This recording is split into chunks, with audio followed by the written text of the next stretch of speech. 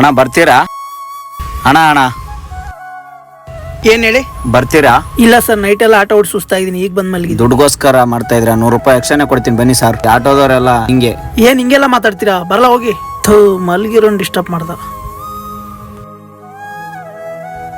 Sir ಬನ್ನಿ.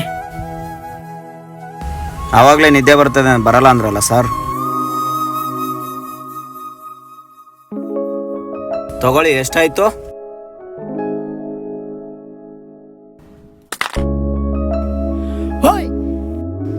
ಅಯ್ಯೋ, ಮೊಬೈಲೇ ಬಿಡಿಸ್ಕೊಂಡು ಹೋಗ್ಬಿಟ್ನಲ್ಲ ಇವನು.